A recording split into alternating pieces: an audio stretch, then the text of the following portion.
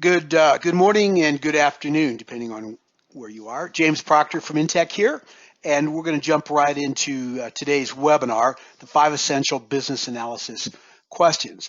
The key thing here in the next 20 minutes, and it's this particular webinar, they're all important, but this one really gets to the heart of some things I continually see in the world of business analysis and business systems analysis, is being able to engage people at the right level of depth to get the job done.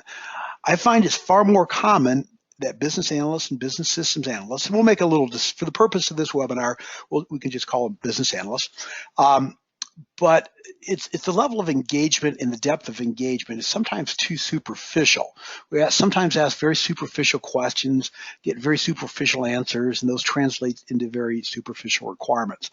So the goal here is to develop a framework, really some critical thinking, more importantly, to be able to frame these 5 questions I'm going to ask here in just a little bit. So the core essence of today's problem is superficial analysis. It's very difficult, or I find getting the requirements right is difficult for most organizations. Most organizations struggle regardless of the amount of time and effort spent. And there's a missing element there that will help you get there a little faster, a little deeper than you need to be. And the concept is superficial analysis. How do we go deeper?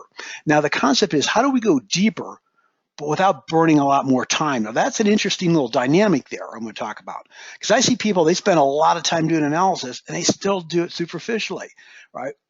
I'm going to make the case here that you can go much deeper than you've gone before and without adding time to it. You just got to ask the right questions in the same way. So that's the important dynamic there.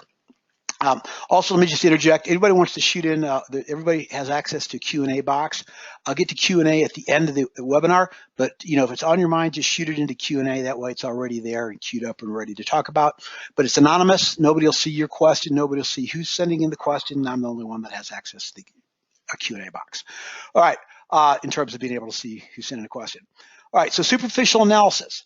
It's not necessarily, in most organizations, you don't have enough time. And clearly time is always tight, but it's not necessarily, you can blame it always on time. There's a dimension there of being able to get deep regardless of time. It's being able to engage those subject matter experts in the right way. And this is a very busy slide, but that's really the point I'm trying to make, and it's for your notes, is we need to be able to develop a set of skills for engaging those subject matter experts. It's really all about what I call the quality of the conversation. Not always the length of the conversation, but it's the quality of the conversation to be able to really understand those deep underlying requirements and frame it in the right way. Quality of the conversation. I'm going to help you get there in now 14 more minutes, it looks like. Okay, so a little context before we get there. Some words here. Effectiveness versus efficiency. Now these 5 bullet points, and there might be a 6th one there, I think it's, yep, the 6 bullet points, are core to be able to understand where we're going to go to in these 5 questions here a little bit. The big E and a little e, effectiveness and efficiency. Effectiveness is about creating business value, and efficiency is about creating value in the most economical way. And so I'll build on that in just a second. Business versus business system requirements. There's a distinction there. There are business requirements and there are business systems requirements. The distinction, and it's an important distinction. When I talk about business requirements, at least for the purpose of our webinar today, we're really talking about business process. What are the kinds of things that people do and how do they do it? Right? So really all a business process is a sequence of work activities. We got people involved in the activities, we got systems performing the activity, we have people engaging systems to perform an activity. But a business process is that flow, right? The workflows that make up the business process or comprise the business process. A business system requirement is really a subset of a business requirement. What you're really asking is, out of all of our business requirements, what business requirements or what aspect of those business requirements requires somebody to engage in a particular system? I'm going to order it. Well, I'm going to enter a customer order. I'm going to check product availability. I'm going to do that. Whatever it is that you're engaging the system with, that's where a business system requirement lives. So it starts off as a business requirement. It's a thing we got to do. And then some business requirements, not all of them, right, we're going to automate in some way or build some systems and functionality to support. Transformational versus incremental change. Another big concept here to help frame it up. Typically, when we're doing business and business systems analysis kinds of things, we're talking about strategic or transformational kinds of change. Incremental change is what I call business as usual change. Important, right? We got to make a minor adjustment to this, a revision to that. But we're not talking about fundamentally new functionality. We're talking about incremental changes to maybe new functionality or incremental changes to existing policies or procedures or workflows. Transformational change, that's when we're going out and we're really digging in. We're re-engineering the workflows, new functionality, and it's a slightly different approach to looking at things. And that's really where these 5 questions really come into play. Order taking versus professional analysis. Very important distinction. I divide the world. I probably talk to more analysts than anybody in the world does. I mean, I probably interview 500 to 1,000 people a year in this space in different ways. And roughly put people in 2 categories, either order takers or professional analysts. Now, an order it's a spectrum, all right? I'm just, for the purposes of the call, I'm just making it binary, but it's a spectrum. But when I talk about order taking, it's a kind of individual that basically engages a subject matter expert in a very transactional type of level of interaction. What do you need? What do you want? Can I supersize it? The kind of thing, right? A professional analyst digs much deeper, really gets to the core of what people are looking for. And I got a slide coming up on that. Analog versus digital analysis. The distinction I make there is words versus diagrams. People really respond to diagrams. If you are taking what I call the infamous bullet list or the infamous 1.2-3 subpart 4 kind of bullet list, which is just a bullet list with indentation, you do an analog kind of analysis, very text heavy. Or if you're writing up pages, that's text stuff. People, subject matter experts, stakeholders, they don't do well with text. The more you can move to more of a diagram, process maps, activity diagrams, state transition diagrams, people really connect with diagrams and you can engage them at a much deeper level and quickly, right? And then just fundamentally engaging subject matter experts. You've got to go out there and you got to engage them, and you got to get the right people, and then you got to talk to them in the right way. And that's really what a big part of our framework here we're going to talk about is. All right, I got a few slides to back, and I guess there's another bullet here, ROI from analysis. When it comes down to it, it's all about, right, we've got to get some kind of return on that analysis. We've got to get deep. We've got to do it quick. We've got to do great analysis so we can get those requirements identified and specified. So we've got to get a good ROI from it. All right, so let's make a distinction between a business and a business system requirement real quick. All right, a business requirement is anything that business needs to do. We had that discussion a minute or two ago. It's all the various work activities that happen in your business process workflow. In the restaurant, I need to take a customer reservation. When the person comes in, I check them in. I assign them to a table. The server then engages that person at the table. They take their order. The order is prepared and gets delivered, and somebody says check, please. You get the concept. It's all those various things that we just talked about. Create a reservation, check in the party, take their order, create the check, process payment. Those are all work activities and workflow, and those are business requirements. A business system requirement is a subset of a business requirement. So in this case, maybe a business requirement is we're going to take a customer reservation. Now, there's some rules about a reservation and how we're going to do it, and what we want to know about the person that's making the reservation, the number of people in the party, and those kinds of things. But really, it starts off at a business requirement that we can make the decision whether we're going to use some technology to support that requirement. Now, if you're somebody like maybe just a small little Italian restaurant, right? Maybe you have a dozen tables, it's owned by the chef. They're probably not going to spend $3 million on SAP's enterprise restaurant management solution. They're just not going to do it, right? But they're still going to take a reservation. Right? But it's probably going to be manual, right? So they're going to call in, talk to the host. The host is going to go to the reservation roster and some type of maybe book, date, time kind of book, and put in Smith party 4, 7 o'clock, main dining room, Thursday night kind of thing. All right, that might be the right solution to that business requirement for that particular organization. Now, maybe just a block down the street is a Cheesecake Factory. I use cheesecake as a common frame of reference because most people say it's a big, it's got 800 locations across North America, and each location's got 300 tables. It's a big operation, right? Well, they have the same requirement to take a reservation, but they may support that requirement a little differently, right? They're probably going to build that functionality into their enterprise restaurant management solution. Maybe if I'm part of their frequent dining program, I could go online and create a reservation. Maybe I pick up the phone, call and make a reservation, right? Maybe I can log into OpenTable and make a reservation. So it's still the fundamental requirement is to take a customer reservation subject to certain business rules, but we're going to treat it in different ways. So it starts off at a business requirement. If it involves technology to support it, then it becomes a business system requirement. That's the distinction I want to make for the purpose of our webinar here.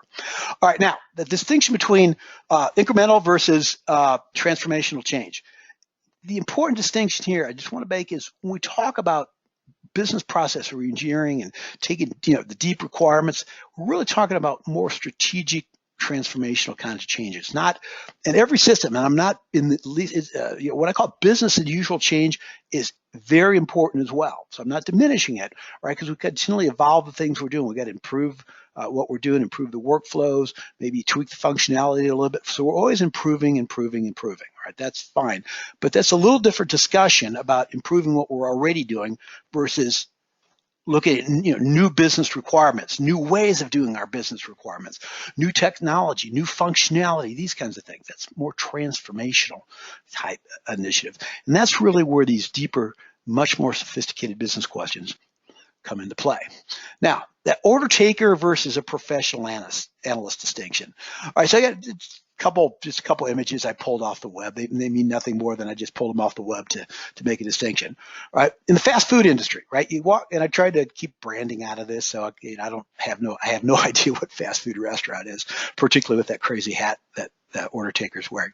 But the concept is there's a level of interaction or engagement between the person at the order area, right, and the customer. But it's a very transactional level of engagement, right? Now they're smiling and all that, but basically that person at that order terminal, right, is really a set of hands for the customer. In other words, they're really asking, what do you want? What do you need? What's the quantity? Can I supersize it? Those kinds of things. So it's a very transactional level engagement just to get the order into the point of sale terminal, right? Versus you go to a fine dining restaurant, right? By the way, I was in Las Vegas a couple weeks ago doing some business, and I went to one of Gordon Ramsay's restaurants, and it was really a treat. I can't cook, I don't know, but I sure love watching things on the Food Channel. And Gordon Ramsay it's like one of my heroes. He's a very creative guy and also a great business guy. Anyhow, so I went to one of Gordon Ramsay's restaurant, and it's a fine dining experience. The servers are highly engaging. They understand, they understand the product line, if you will. They understand the menu. They know what hors d'oeuvres pair with what wines, and they create a tremendously, that's their value add, creating a tremendous fine dining experience. Now, the distinction I want to make here, let me see here. Got a couple there. Order taker versus a professional analyst. All right, the point I want to make here is that if you're a business analyst, business systems analyst, you want to create that fine dining experience, right? Now, order taking is fine for order takers doing order taking kinds of things, but the world of business analysis requires a fine dining experience. And I don't mean a white glove experience. What I mean by a fine dining experience, you've got to engage those subject matter experts, not just ask, what do you want? What do you need? Can I supersize it? It's about really digging deep. What is it that they're doing? What's the business concept they're working with? What are they struggling? What are they trying to achieve? There's a lot of ways, and so you're adding a lot of value, a lot of that ROI through analysis, and that's the fine dining experience that the professional analyst provides, right? So if you're doing order taking, right, take off your funny hat, right? Got to think fine dining and really deeply engage the subject matter experts. So how are we going to do it? Now that gives me gives us the context to talk about these 5 essential underlying business analysis questions. Now, these 5 questions we're about to talk about, it's not like a laundry list. Like you would go up to your subject matter expert and say, okay, I got 5 questions I'm going to ask you. Right? You ready? I'm going to go through them. Question 1. No, it's a framework for critical thinking about how to engage in analysis. One of the questions we're always going to ask in some way at some point is what I call the current state question. What are you currently doing? What are you currently doing in the current state? What are the things that you're currently doing? Right? Because we have to use that as a basis. Now, I have an entire webinar I did on the concept of the current state. Go out to the And maybe actually, Chandra, include that in the download to the links, the 10 things about the current state analysis. I think that'd be great for everybody to have. But I really go into depth of why it's so important to do current state analysis. But for the purpose of this webinar and this, one of the first questions we always ask is that current state. What are the kinds of things you're currently doing? Because if you don't know what you're doing, I hear this a lot. Oh, no, we know what we're doing. We know what we're doing. We just need to focus on what we need to be doing. I've been doing this long enough, I'm telling you, and many of you hopefully are nodding, shaking your head yes, not nodding off. I mean, shaking your head yes. In the background, the concept there is saying, yeah, I've been through this. People don't necessarily, they know what they know, but they don't know what they don't know, and they don't necessarily, know a number of other things as well. All right, so what are you currently doing? Now, once I know the current state, I can ask question number 2. Question number 2, what are the things that you're doing? Because that was question number 1. What are the current things that you're currently doing that you do not need to be doing and you would stop doing if you could, right? Policies, procedures, technology. It's such an important question to ask is, out of the whole domain of the things, that current state thing you're doing, let's analyze that and figure out what are the kinds of things that people are doing that they don't need to be doing going forward. I mean, there's nothing crazier than spending a lot of time, right, building functionality around things that you don't need to do. But I see it happen all the time. And I talk to people. I say, well, let's talk about this kind of thing in the workflow here. And they go, oh, yeah, man, we're on that. We're all over that, man. We figured out we're going to automate it and do all these kinds of workflows and robotic process automation. We're going to do all kinds of cool things. And believe me, I love technology. I love all that stuff, right? But I say, yeah, but, when you think about it, you really don't need to do that anymore. Yeah, but, man, we've really figured out how to do it really well. I mean, it's like this crazy conversation. Right? But the point is, and it happens all the time, right? There's legacy policies, procedures. Somebody created some policy about something that happened 5 years ago because somebody did something crazy and created it. Or maybe there's some regulatory issue in that regulations. Just challenge the current state and try and eliminate all the things that are currently going on, right, that don't have any value going forward. I'd say if you just do those 2 things, man, you are way ahead of the game. All right, so that's an incremental change. We know the current state. That's number 1, baseline.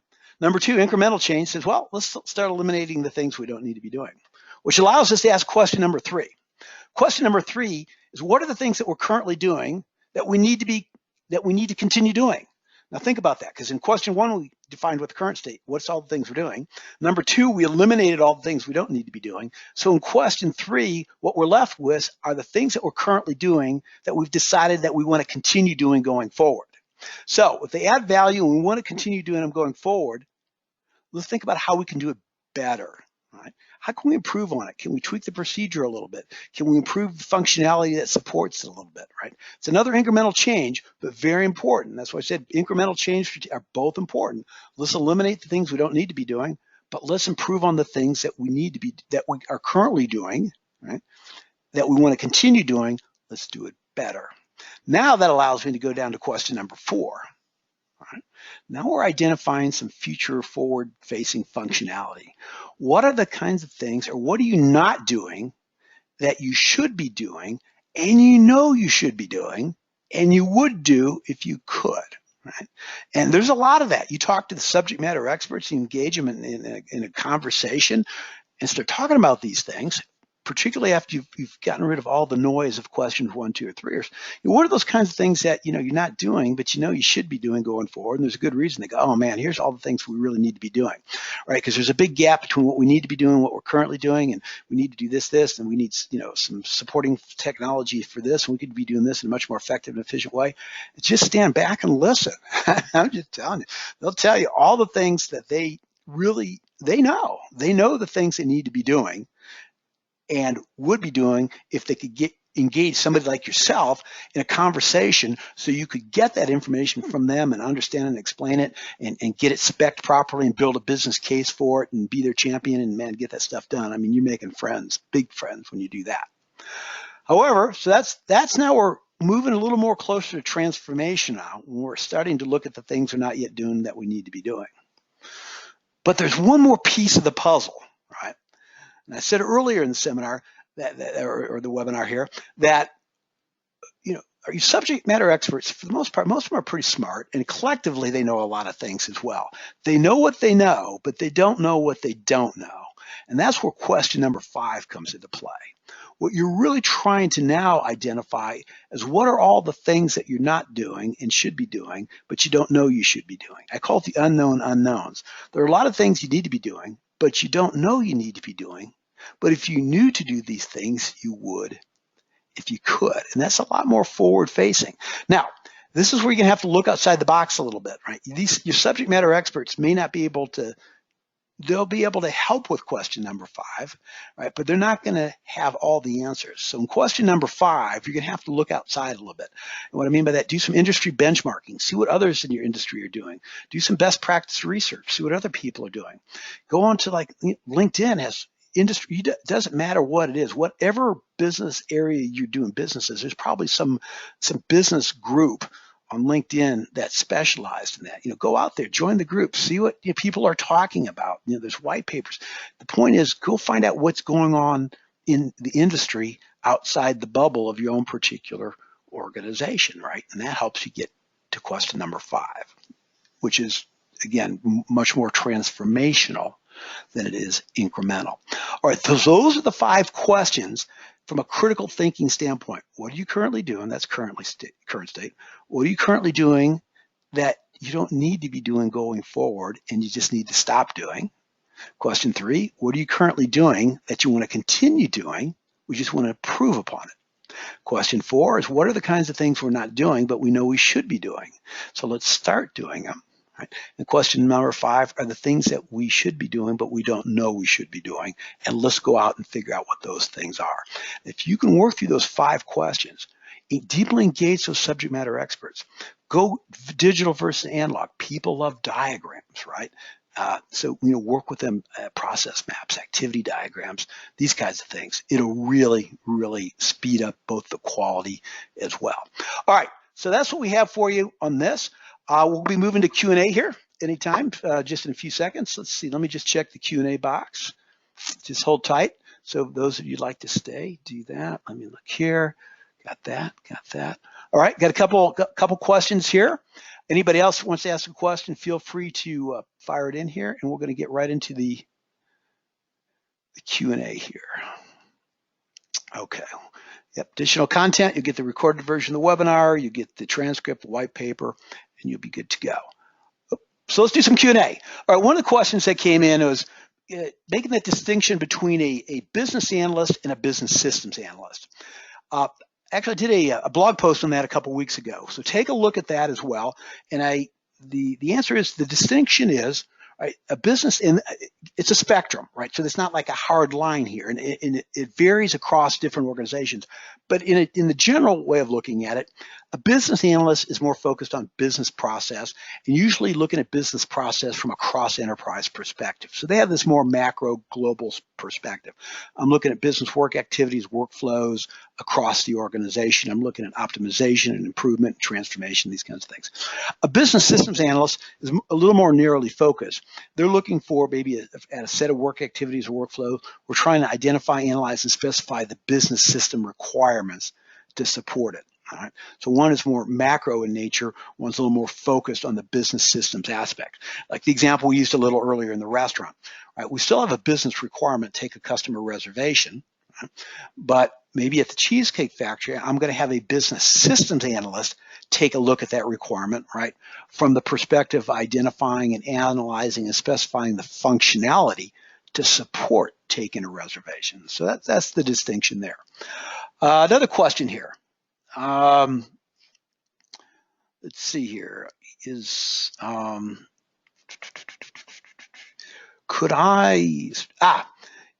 Strategic versus business as usual. The concept there again. Just make that distinction again. First of all, it's a continuum like a lot of these things, but I like to make the distinction of what I call incremental business as usual analysis versus strategic kinds of things. Incremental business as usual means you already have something in place. This is the point I'm trying to make here. You already have process workflows in place. You already have business system functionality in place. And we're not fundamentally changing the process or the workflows or the functionality. We're tweaking it, right? We need to do ongoing incremental improvement kinds of things. We've talked to some of our subject matter experts. They want a little enhancement there, a little enhancement there, maybe something here, something there. That's ongoing incremental kinds of improvement. Very important, right? No question about it. But I make a distinction between that and strategic, right, transformational kinds of things, which is really more questions 4 or 5. We're doing new things in new ways, right? We're transforming the process. We're fundamentally re-engineering the process. We need new functionality. We're going to apply new technologies to it. So it's a more aggressive type of thing. So, but both of them require pretty decent levels of sophisticated analysis, which is with your subject matter experts. Let's see here. Okay, and I think another one came in about transformational versus incremental as well. So let me go a little bit deeper, and maybe you fired that in. I was answering it. Like a transformational kind of thing would be maybe an organization let's take maybe in HR, maybe they're doing recruiting. Doing recruiting, lead generation, recruiting kinds of things, and maybe the organization has started growing, gone from linear growth to exponential growth, right? And the old traditional systems of doing spreadsheets and things like that are just they can't scale, right? If they're going to double the amount of volume, triple the volume, they got triple the headcount. So transformational change would say, well, let's look at integrated enterprise systems across all the aspects involved. So new technology, new functionality, new ways of doing things, a fundamentally new approach to doing these kinds of things. Another one just came in. What challenges do you face while collecting requirements? All right, so I'm going to break that into 3 pieces. I always say that because I hear the word gathering, collecting, soliciting, all kinds. So I divide it really into 3 categories: identifying, analyzing, and specifying requirements, because each one of those are really, you got to do them all, but I look at them as 3 different things. Now, it doesn't mean they're doing it like a waterfall thing. I first have to identify them and I have to analyze them. First thing we have to do is identify the requirement even exists. I find a lot of organizations just have a hard time identifying that the requirement even exists. Then we got to specify it, analyze it. What does it really mean? What does it really mean to take a reservation? And this is where bullet lists break down. I see it happen all the time. An analyst puts something like, you've got to be able to take a customer reservation, and we need to know, I don't know, number of people in the party and time, right?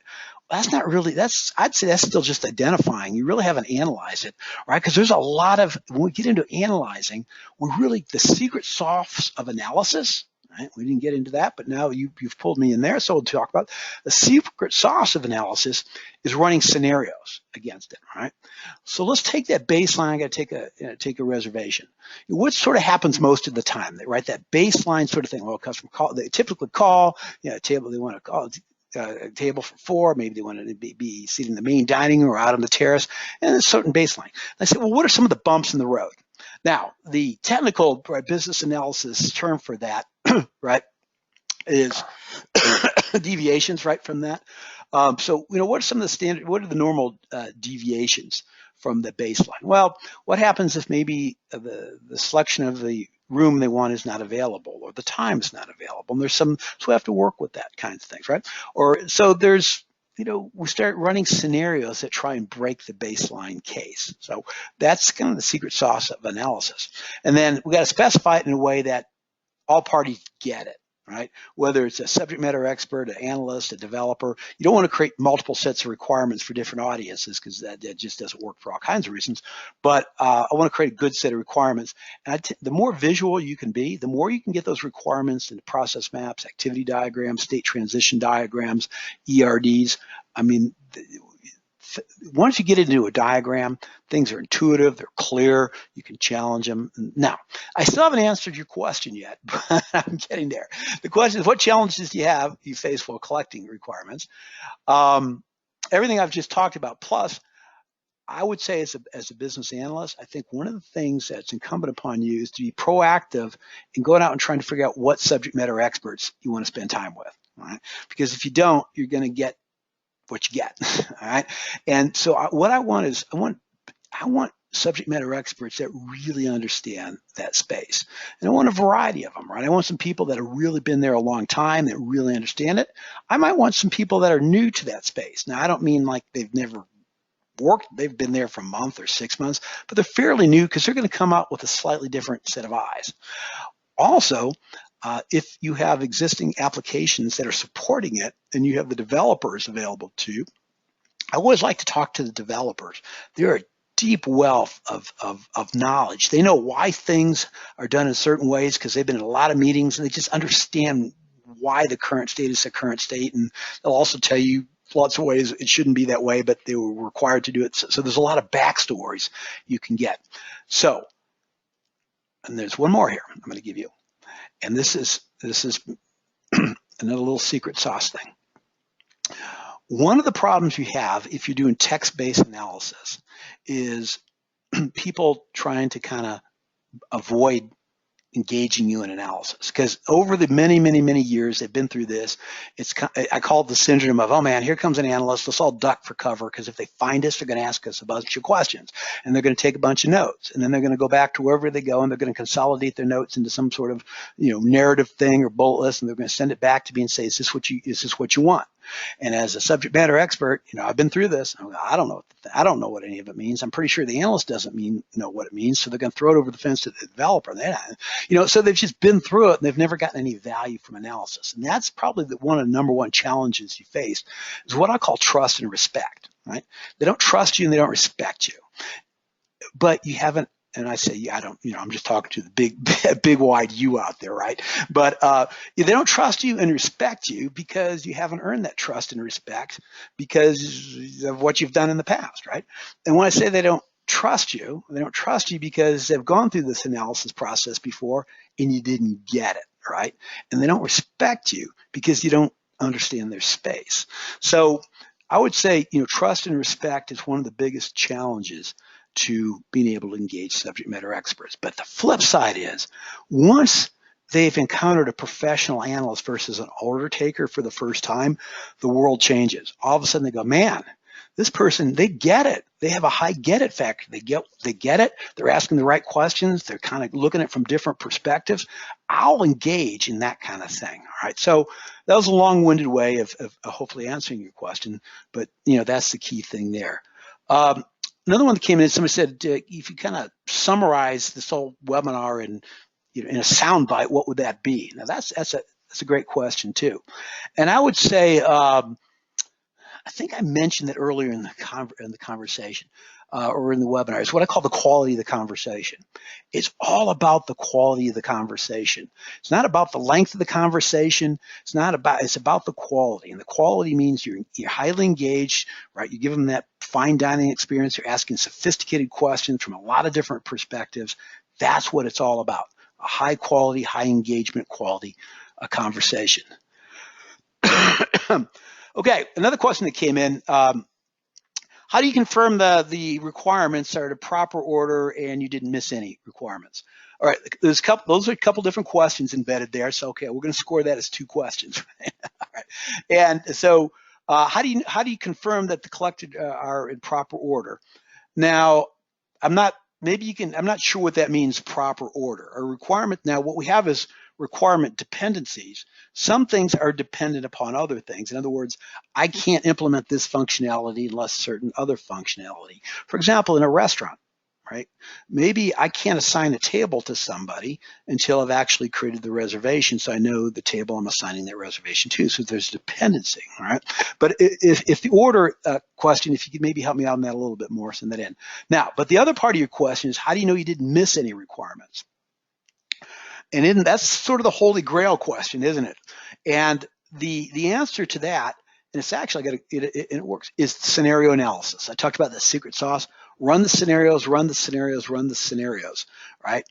What would happen if this would happen? Have you ever thought about this? And I continually ask my subject matter experts to break my diagrams. I've got an activity diagram. It shows the baseline flow, or it shows the deviations from the baseline flows. So what are we missing here? Where would it break? Can you think of anything else? And so now you get into, once you've really pressed them and they're thinking about it, and all these kind of forward-facing, all these kinds of things, where I feel I've got to the right point is when people start hypothecating what I call, what's the word I'm looking for? Hypothetical requirements. Well, what would happen if it's Halloween and it's a full moon on leap year? It's and I go, Has that ever happened before? And they go, no, but it could, sometime in the next 100 years, right? So once you start crossing that line from what I call, kind of standard business scenarios, things that happen, to some of these more hypothetical scenarios, you've probably got as far as you've got it. All right, you've got it. Now you're going to miss some stuff, and there's a line here, right? Because the only limit to doing analysis is time and budget. To the extent you give me unlimited time and budget, I could take that long on analysis. But my whole basis of this discussion here is you can do really excellent requirements fast if you really engage those subject matter expert stakeholders, right, with the right kind of thinking. And the concept is if you get there, probably if you've missed a few little things here and there, the underlying, it's probably okay because it's going to be incremental at that point, right, versus something, a miss. That's been my experience anyhow. Okay. That's all the questions that are out there. You've stuck around for a good amount of time here. I really appreciate that. So let's call it a day there, and come to our website. There's a lot more white papers out there. We've got some training programs coming up, so check all that out as well. Other than that, let's call it a day. Really enjoyed time with you today, and James Proctor signing out, and hope to see you on some future webinars. Bye-bye.